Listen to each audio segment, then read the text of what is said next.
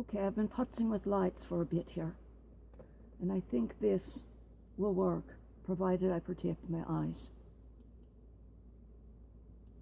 They don't look quite so ghoulish. Ooh. I must protect my eyes. For those of you who are new to the group, I am light blind.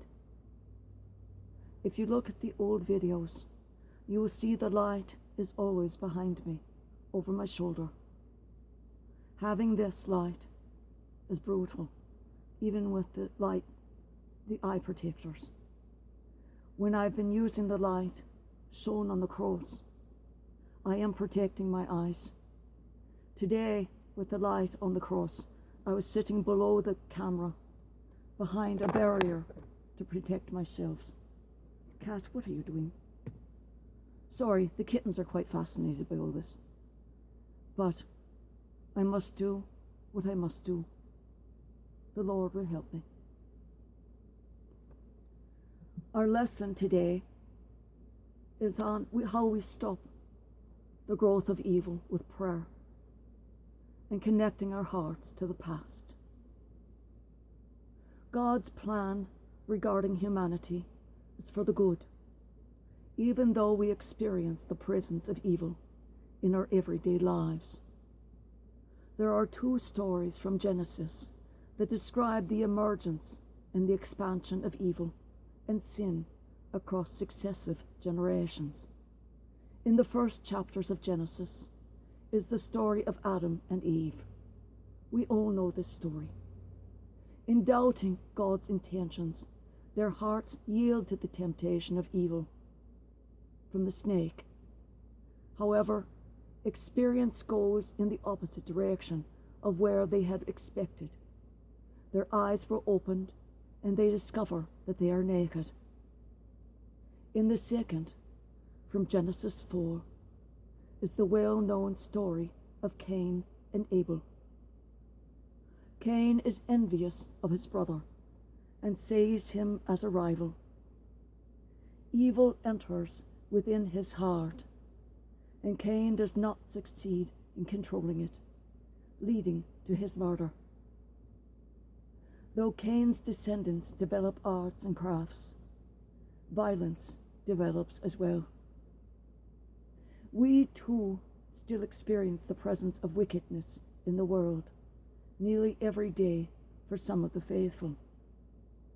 In this third account from the Bible, one that is less apparent, humbler and devout, that represents the redemption of hope, the story involving Abel, Seth, Enoch, and Noah, who acted humbly and prayed to God with sincerity.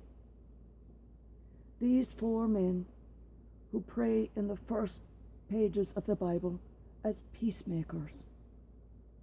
Their prayer is authentic, which liberates it from the instinct toward violence. Authentic prayer is a gaze directed toward God, so that He might return it to take care of the human heart. Adding that prayer cultivates flower beds of rebirth in places where human hatred was only capable of sowing a desert. There was a head of government in the past who proclaimed himself an atheist. He said that he had no religious sense in his heart, but he remembered listening to his grandmother praying when he was a child. At a difficult time in his life, that memory came back to his heart, and he began to pray with the words used by his grandmother, remembered in his heart. There he found Jesus waiting for him with his arms open in love, accepting him back into the flock. Prayer was the chain of remembrance. It is the chain of life. Prayer is a seed of life, and that is why it is so important to teach children to pray.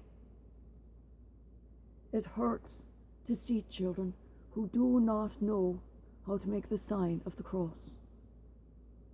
We faithful must help the younger parents to teach their children to pray. Then, perhaps, they can forget it, take another path, but that one remains in their hearts because it is a seed of life and the seed of dialogue with God.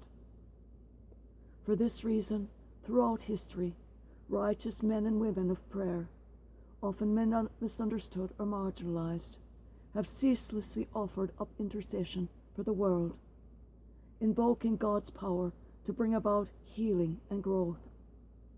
The world lives and grows thanks to God's power that these servants of His attract through their prayer. It is through these servants of God that His path and story are passed down to the remnant of humanity who have asked that He transform their hearts of stone to hearts of flesh. May it happen before those hearts of stone stop beating altogether.